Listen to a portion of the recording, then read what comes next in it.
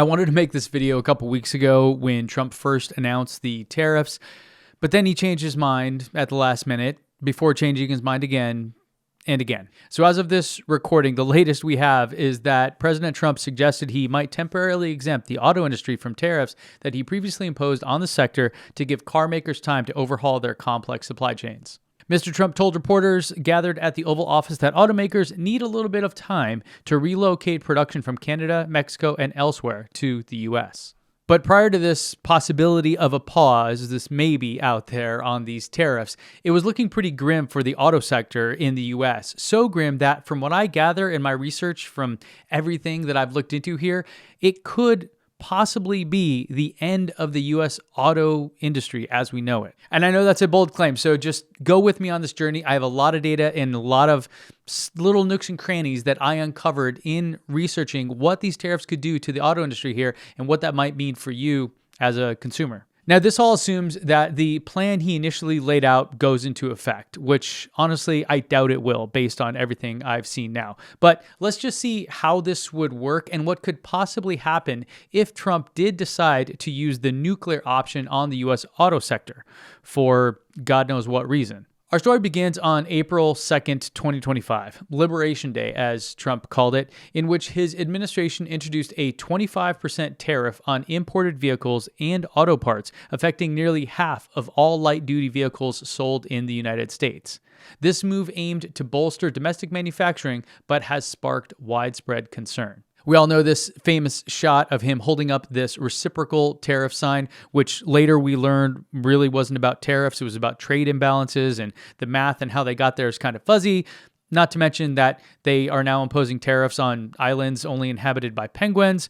So there's a lot there, but we're not going to go down that rabbit hole. All we're going to look, or penguin hole maybe, all we're going to look at here is what this would mean for the auto industry. And let's just say that after he made this announcement, it didn't go how he probably thought it was going to go. The Wall Street sell-off triggered by the tariffs and trade policies announced by President Trump this week. Friday's losses intensified after China matched the president's tariffs. The Dow, S&P 500, and NASDAQ all fell more than 5.5%. That added to Thursday's losses, making this the worst two-day streak for the market since the early days of the COVID pandemic. And S&P Global did some analysis on this, and they found that things aren't going to go great here for the auto industry. They believe that sales will be downgraded by 700,000 units in 2025 compared with their expectations set in March 2025. So literally right after Liberation Day, this was a major shift in what these big analysts think is going to happen with the auto industry here. Now, in addition, they believe that North American production forecast will fall to 1.28 million units in 2025, hurting manufacturing jobs and everything else along the way. Now, if you have an EV or are considering buying one, knowing as much about the battery as you can and its health is critically important to make sure that you get the most value for your dollar. And that's where today's sponsor, Recurrent, comes into the story. So here's what Recurrent does and why you should absolutely check them out. Here on cars.com, I can see details about the vehicle itself, including this little pill here that says the EV battery rating of excellent.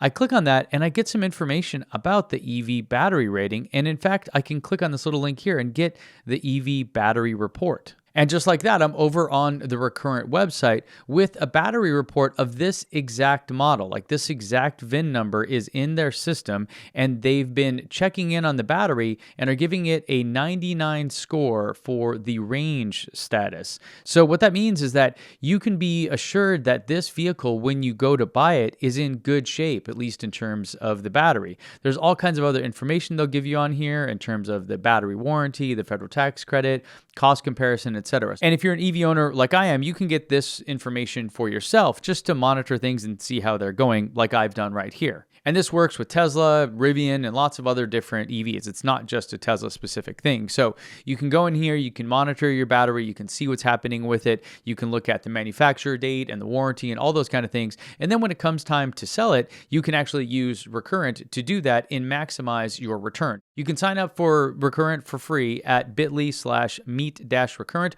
or check the link down in the description below. Now let's get back to the video. And looking at research from the Anderson Economic Group, or AEG, which is a Michigan-based economic consultancy, they believe that car prices could rise anywhere between $2,000 and $12,200 for various models when these tariffs take effect.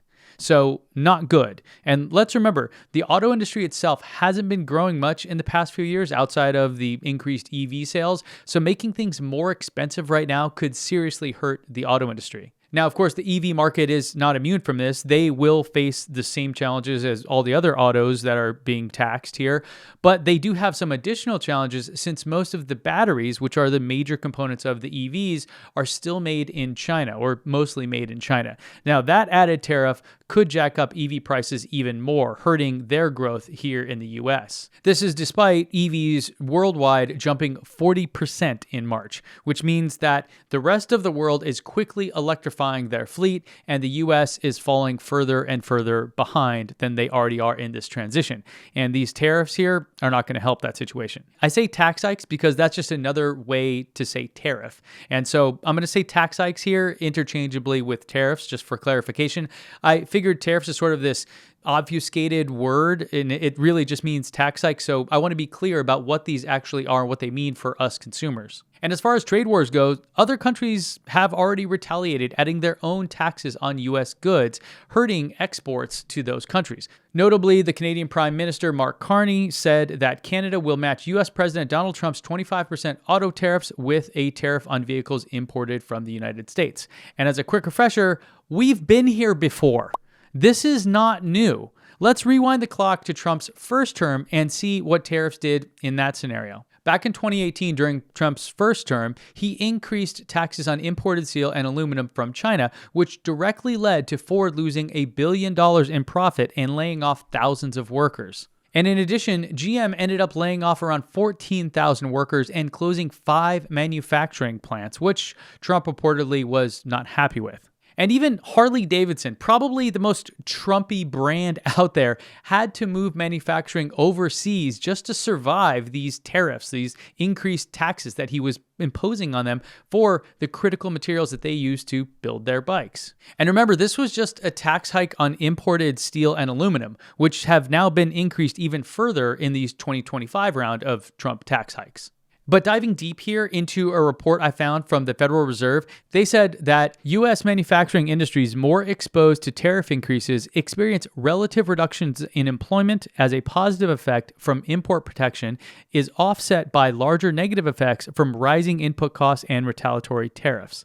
In other words, all things being equal, increasing taxes on imports hurts U.S. manufacturing jobs, especially when you're talking about those raw materials like steel and aluminum. And their analysis even accounted for the multiple ways that tariffs might affect the manufacturing sector, including providing protection for domestic industries, raising costs for imported inputs, and harming competitiveness in overseas markets due to retaliatory tariffs. You see, it's a two-way street when you impose these taxes on imports from other countries. They do the same thing, and we as consumers just lose. And I found this chart from Reuters here, which I think sums it up beautifully by showing how growth slowed dramatically after the 2018 tax hikes, and even after the pandemic disruptions, they've remained low ever since. But to really understand the impact these tax hikes could have on the auto industry, we have to take a look at how interconnected the U.S. auto industry is with our neighbors to the north and those neighbors to the south that make all those wonderful things we love. Yes, tacos, tequila, all that stuff. And this chart from the Peterson Institute stood out to me when I was researching this. It shows that U.S.-made content accounted for approximately 74% of the foreign value added embedded in vehicles imported by the United States from Mexico. This means that although the vehicles are assembled in Mexico, a substantial portion of their parts and components are manufactured in the U.S. These parts often cross the border multiple times during the production process, reflecting a highly integrated supply chain. So if you start taxing the things that we're getting from Mexico, you're also going to hurt our exports to Mexico, which account for a huge percentage of what we import because these things just bounce back and forth. Maybe the best way to look at this is with an example. Let's take a look at the journey a single capacitor might go through. And this is from the Cater Institute, where it starts with a Michigan circuit board manufacturer will buy a capacitor from a company in Colorado, which imports that capacitor from Asia. And then that capacitor is shipped to Ciudad Juarez in Mexico, where it is inserted into a circuit board. The circuit board is then shipped to El Paso, Texas for import compliance reasons. And then from there, the circuit board is shipped to Matamoros, Mexico, where it is assembled into an actuator, a device that folds into an automobile seat. Then that actuator is shipped to a seat manufacturing plant in Arlington, Texas, and Mississauga, Ontario. Once the seat is finished, it is shipped to nearby automobile assembly plants. And these supply chains have been developing for decades, stemming from trade agreements like NAFTA and its successor, the USMCA. And to summarize it, the Cato Institute put it like this. It's widely acknowledged by automotive industry experts that freer trade and investment have generally fueled the growth and stability of North American automotive production since the 1990s. By permanently reducing trade barriers, trade agreements have been credited with attracting more foreign investment and boosting overall industry competitiveness by lowering production costs, utilizing national comparative advantages, and opening overseas markets. And even Elon himself is chiming in on what he thinks of this situation. I'm hopeful, for example, with the tariffs, that at the end of the day, I hope it is agreed that both Europe and the United States should move, ideally, in my view, to a zero tariff situation, effectively creating a free trade zone between Europe and North America.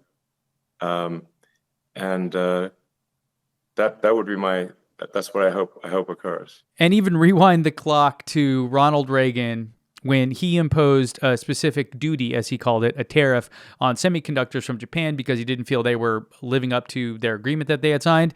He then later said this in that announcement about that tariff. Now, that message of free trade is one I conveyed to Canada's leaders a few weeks ago, and it was warmly received there. Indeed, throughout the world, there's a growing realization that the way to prosperity for all nations is rejecting protectionist legislation and promoting fair and free competition. Now, there are sound historical reasons for this. For those of us who lived through the Great Depression, the memory of the suffering it caused is deep and searing.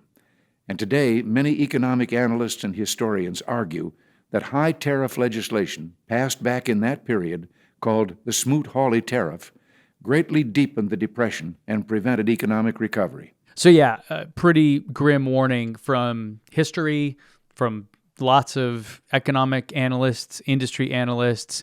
But I guess it's not all bad news. If there's any upshot here, several automakers have now vowed to keep prices steady while the turbulence of these tax hikes settle down. But of course, if and when they start to see their bottom line shoot up because of all these tax hikes, you can guarantee they're going to pass that cost on to you. And in fact, that's actually what we're seeing already with this chart from Car Gurus, where you can see right around the beginning of April, prices in the used car market just began to skyrocket with a price jump of over 2% in the past 30 days. And ultimately, I think what it comes down to, is if you take away the politics of it, whether or not you agree or disagree with these protectionist types of strategies, if you just look at the results, right? If you just look at the data and see what has happened in the past and what could happen here to the auto industry, which is already on thin ice.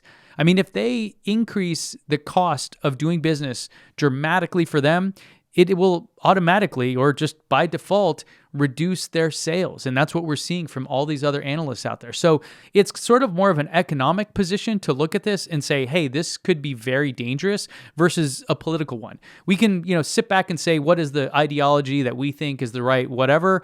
But at the end of the day, the economics will tell us what answer equals the highest amount of prosperity for us all.